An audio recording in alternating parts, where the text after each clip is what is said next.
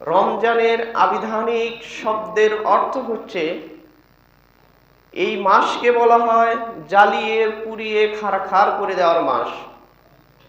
বনি আদমের যত গুনাহ রয়েছে, এই সব গুনাহ থেকে তাকে পুত পবিত্র করে দেওয়ার মাসটার নামই হচ্ছে রমজানুল মুবারক, রমজান মাস। এই রমজান মাসের কিভাবে আমল এবং তাকওয়া অবলম্বন করতে হবে সেটা আল্লাহ সুবহানাহু ওয়া তাআলা কোরআনে ইরশাদ করেছেন। ইয়া আইয়ুহাল্লাযীনা আমানু কুতিবা আলাইকুমুস সিয়ামু কামা কুতিবা আলাল্লাযীনা মিন ক্বাবলিকুম লাআল্লাকুম তাত্তাকুন। আল্লাহ সুবহানাহু ওয়া তাআলা বলছেন যে তোমাদের উপর সিয়াম ফরজ করা হয়েছে, যেমনি তোমাদের পূর্ববর্তীদের উপরে সিয়াম ফরজ করা হয়েছিল। এই সিয়াম ফরজ করার একটি মাধ্যম হচ্ছে যেন তোমরা তাকওয়া অবলম্বন করতে পারো বা মুত্তাকি হতে পারো। এই রমজান এমনই একটি মাস যে মাসে বান্দার গুনাহকে ডিলিট করে দেয়। এই রমজান এমনই একটি মাস যে মাসে আপনি পুত পবিত্র হতে পারেন। এই রমজান এমনই একটি মাস, এই মাসে আপনার যাবতীয় পাপ পঙ্কিলতাময় কাজ থেকে দূরে থাকার মাস। রমজান মাস এমনই মাস, এই রমজান মাসকে কম বেশি সবাই মূল্যায়ন করে। তো এই মাসে বিগত 11 মাস যেন আমরা শরিয়ার উপরে দণ্ডায়মান থাকতে পারি, তারই একটি টেলিং প্রাপ্ত মাস হচ্ছে এই রমজান মাস। রমজান মাসে লক্ষ্য করলে দেখা যায় মসজিদে কম বেশি লোক উপস্থিত হয়। রমজান মাস উপলক্ষে কম বেশি সবাই সিয়াম পালন করে। রমজান মাসে দেখা যায় ছোট বৃদ্ধ বয়স্ক সবাই দেখা যাচ্ছে রমজানের সিয়াম রাখে। রমজান মাসের গুরুত্ব সম্পর্কে ইতিপূর্বে আমরা একটু হলেও অবগত আছি। রমজান মাস যখন চলে আসে, আল্লাহ সুবহানাহু ওয়া তাআলা ফেরেশতাদেরকে বলেন যে তোমরা আসমান সমূহের দরজা খুলে দাও, জাহান্নামের দরজা বন্ধ করে দাও, জান্নাতের দরজা খুলে দাও, শয়তানকে শৃঙ্খলাবদ্ধ করো এবং যত রহমত আছে সব রহমতের দরজা খুলে দাও। সুবহানাল্লাহ।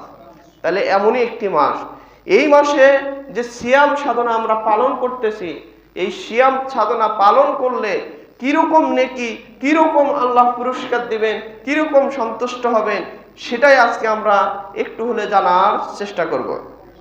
আল্লাহ রাসূল সাল্লাল্লাহু আলাইহি ওয়াসাল্লাম তিনি বলছেন, সহিহুল বুখারী হাদিস 2840 নম্বর হাদিস, রাসূল সাল্লাল্লাহু আলাইহি ওয়াসাল্লাম আমাদেরকে বলতেছেন যে মান সাহা ইয়াউমা ফি সাবিলিল্লাহ বা'দাল্লাহু ওয়াজহাহু আনিন নার।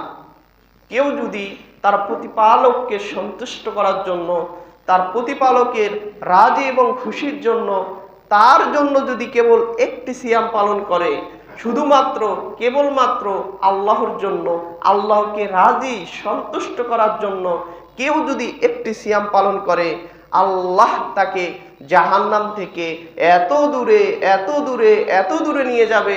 সেটা রাসূল সাল্লাল্লাহু আলাইহি ওয়াসাল্লাম এইভাবে বুঝাচ্ছেন যে একটা ব্যক্তি 70 বছর হেঁটে গেলে যত দূর যেতে পারবে, তাকে জাহান্নাম থেকে 70 বছরের দূরত্ব সরিয়ে নেওয়া হবে। সুবহানাল্লাহ। তাহলে একটা সিয়ামের গুরুত্ব যদি এত হয়, তাহলে আমরা যে 30টি সিয়াম সাধনা পালন করব, তাহলে আমরা এই অত্র হাদিস দিয়ে বিবেচনা করুন জাহান্নাম থেকে কত কত দূরে আপনি সরে যাচ্ছেন। আর এই রমজান মাস এমনই একটি মাস আপনাকে জান্নাতের কাছাকাছি নিয়ে যাবে। আর রমজান মাস এমনই একটি মাস জাহান্নামকে এত এত দূরে নিয়ে যাবে যা আপনি কল্পনাও করতে পারবেন না।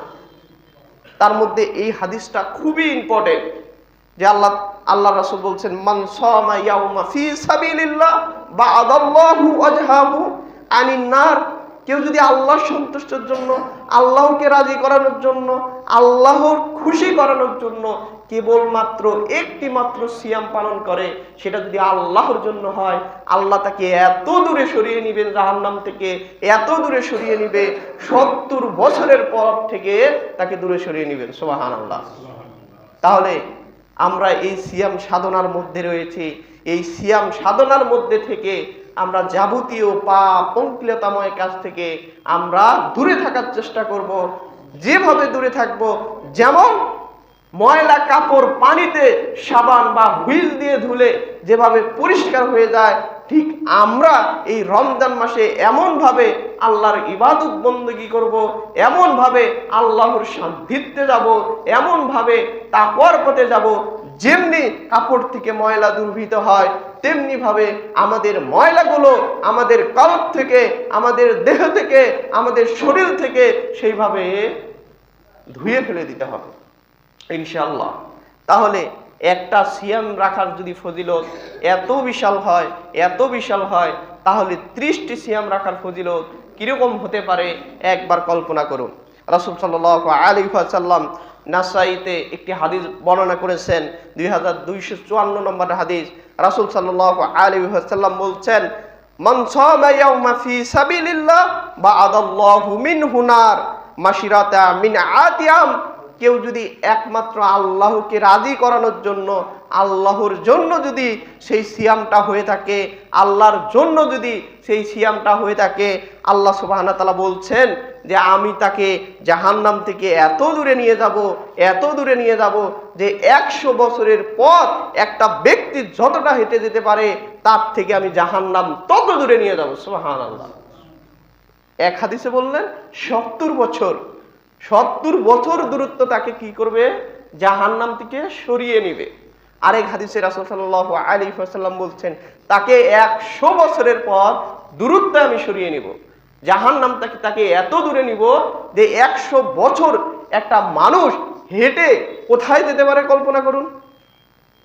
কোথায় যেতে পারে? আপনার দৃষ্টিসীমা সেদিকে আর পড়বে না, আপনার দৃষ্টিসীমা ক্লান্তি চলে আসবে, আপনি আর সামনে দেখতে পারবেন না। এত দূরে, এত দূরে একটা লোক যেতে পারে 100 বছর হেঁটে। এই সমমান দূরত্ব থেকে, জাহান্নাম থেকে আপনাকে দূরে সরিয়ে নেওয়া হবে। আর জাহান্নাম থেকে যদি আপনাকে দূরে সরিয়ে নেওয়া হয়, আপনার স্থান কোথায় হবে? জান্নাত। তাহলে পুরস্কারটা কি? জান্নাত। তারপরের হাদিসে রাসূল সাল্লাল্লাহু আলাইহি ওয়াসাল্লাম কি বলছেন দেখেন। রাসূল সাল্লাল্লাহু আলাইহি ওয়াসাল্লাম বলছেন, সহিহ তিরমিজিতে হাদিসটি রয়েছে 2624 নম্বর হাদিস। রাসূল সাল্লাল্লাহু আলাইহি ওয়াসাল্লাম তিনি বলছেন যে মান সামা ইয়াওমা ফি সাবিলিল্লাহ জাআলাল্লাহু বাইনা ওয়া হুয়া বাইনান নার। কেউ যদি আল্লাহর সন্তুষ্টির জন্য একটি সিয়াম পালন করে, সেটা যেন তার প্রতিপালকের সন্তুষ্টির জন্য হয়, তার রবের সন্তুষ্টির জন্য হয়। সে যদি আল্লাহর সন্তুষ্টির জন্য একটি সিয়াম সাধনা পালন করে, আল্লাহ সুবহানাহু ওয়া তাআলা তার এবং জাহান্নামের মাঝে একটা খাত সৃষ্টি করে, একটা গর্ত সৃষ্টি করে। এই গর্তের দূরত্ব আসমান এবং জমিন, এই গর্তের দূরত্ব আসমান এবং জমিন। তাই নয়, তাকে এত দূরত্বে সরিয়ে নেওয়া হয়, তাকে জাহান্নাম থেকে এত দূরত্বে সরিয়ে নেওয়া হয় যে তাকে 500 বছরের পথ থেকে দূরে সরিয়ে নেওয়া হয়। সুবহানাল্লাহ। তাহলে এক হাদিস থেকে আমরা জানলাম, যদি আল্লাহর সন্তুষ্টির জন্য আপনি সিয়াম পালন করেন, আপনাকে 70 বছর দূরত্বের সমপরিমাণ জাহান্নাম থেকে দূরে সরিয়ে নেওয়া হয়। পরের হাদিসে আমরা জানলাম, রাসূল সাল্লাল্লাহু আলাইহি ওয়াসাল্লাম বলছেন, কেউ যদি আল্লাহর সন্তুষ্টির জন্য একটি সিয়াম পালন করে, তাহলে তাকে জাহান্নাম থেকে 100 বছরের দূরত্বে পথ সরিয়ে নেওয়া হয়। 3 নম্বর যে হাদিসটা আমরা শ্রবণ করলাম, রাসূল সাল্লাল্লাহু আলাইহি ওয়াসাল্লাম তিনি বলছেন, কেউ যদি আল্লাহর সন্তুষ্টির জন্য একটি সিয়াম সাধনা পালন করে, তাকে জাহান্নাম থেকে 500 বছরের পথ দূরত্বে সরিয়ে নেওয়া হয়। সুবহানাল্লাহ। আর এই সিয়াম এমনই একটি গুরুত্বপূর্ণ ইবাদত, এমনই একটি দামি ইবাদত, তা আমি আপনাকে কি দিয়ে বোঝাই?